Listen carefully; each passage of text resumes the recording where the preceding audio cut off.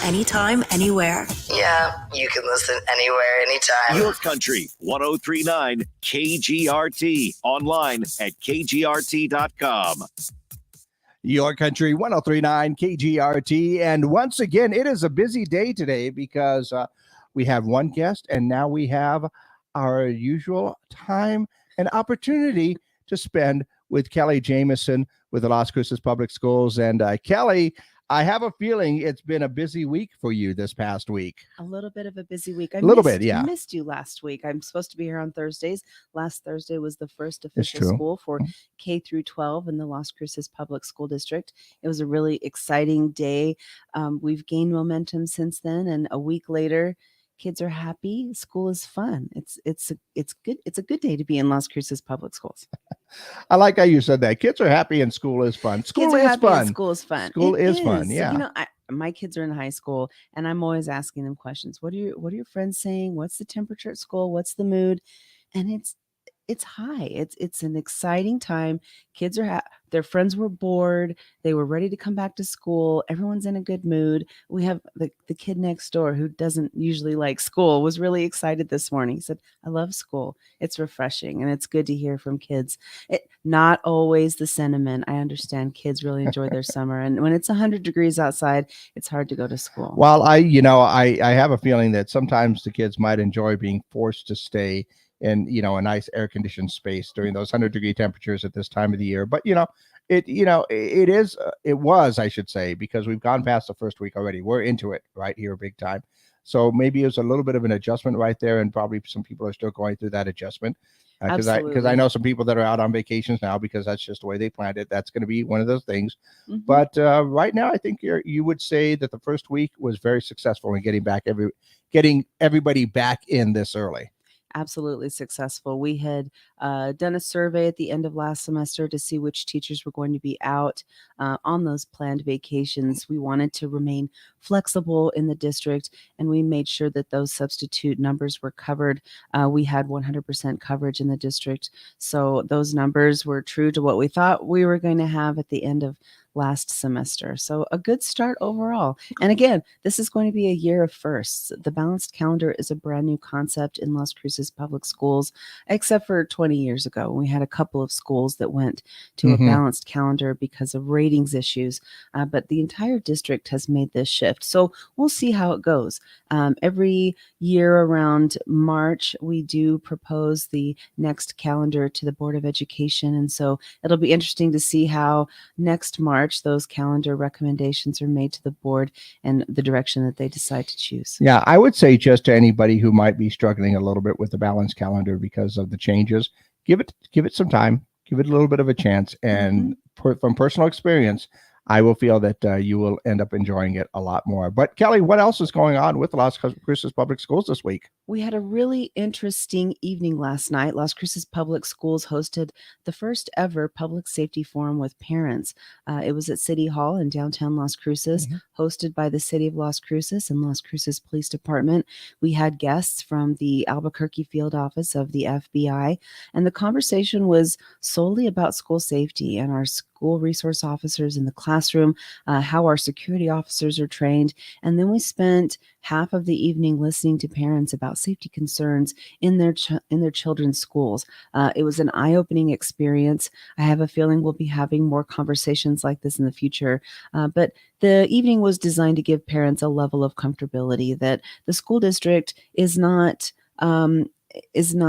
closing their ears to the temperature of the nation, and the incidence of violence on school campuses is certainly not lost on our district. We have had these conversations. We've been training with law enforcement personnel for the unthinkable for quite some time. So with the unfortunate incident in Uvalde, Texas, it was time that the school district was forthcoming with parents and letting them know that we train with law enforcement regularly. Law enforcement gave a presentation, talked about how they're trained to stop the threat, how they're trained to be single officer units, to wait on another person. They wouldn't have to wait on a supervisor. All of those concepts that have come out of Uvalde were brought to light last night. And I think it was a very healthy conversation. I think parents were very receptive of it. And something that came out of the evening was parents really want a way to communicate with the school district directly. We have our Instagram, Facebook, Twitter pages. We have the website, but we're going to be putting a button on our website where you can give public input directly to the school district. And that in itself is a really valuable public safety tool. So we always say, if you see something, say something. Well, if students aren't comfortable telling an administrator, there's going to be a button on our website where you can report something, give feedback, or just generally communicate with your school district. And that is a good thing, because better to be prepared for something that might never happen than to be unprepared for something and get caught off guard right there. Absolutely. In fact, even recently, you don't have to go into it, but even recently we had an incident where a parent noticed something, and that was a good thing. And you wanted to go ahead and make sure that you got that taken care of. You're absolutely right. On that same communication note, the school district launched its first ever communication satisfaction survey that went out to parents right before the school year started. So if you didn't catch it, look in your email from our no reply email address. It was just a general survey on how are we doing when it comes to communication, and how do you as parents prefer to receive news and information from Las Cruces Public Schools. It's a very quick 10-question survey. It's open through August 31st. So if you haven't taken that, I really encourage you to answer just a few questions. The very last question is an open-ended opportunity for you to give general feedback on the communications department at Las Cruces Public Schools. Again, that's on our website, lcps.net. Okay. And when you're checking your email for that, check your spam folder. Sometimes those no reply emails will end up in the spam folder. So check that out there so you can give your feedback. And it's nice to see that the LCPS is looking for that feedback with the meetings last night, the survey. And I think that's a really, really good thing. What else have we got on the plate for this week, Kelly? Well, one last note, parents might have noticed we sent home some information on COVID on your campus. We don't talk about it a whole lot, but we know it's still very much alive and well in our communities. Las Cruces Public Schools is not unlike the rest of the nation. As those numbers are increasing throughout our country, we are seeing an increase in the numbers on our campuses. So the information that we reminded parents was remind your child to wash their hands, make sure you're practicing social distancing to the greatest extent possible. And while masks are not currently required in our buildings, they are still a good practice to maintain contact and limit the spread of germs within your spaces. So if you didn't catch that, you might want to read up on that. We also reminded parents to keep COVID tests on hand. The government has made it accessible to receive as many as 8 tests per household. You can even walk into your pharmacy and ask for a prescription that they will write, give back to you, and then you give it back to them, and they can give you up to 8 tests per household per month. The school district has had a supply of COVID tests. We're running short, and as those supplies dwindle, we just remind parents to seek alternate resources for COVID tests and just keep them on hand so that if you or your child is experiencing symptoms, you can just make sure if you're COVID free or not. And then, of course, if you're experiencing symptoms or if you're sick, just stay home. That's always the best course of action.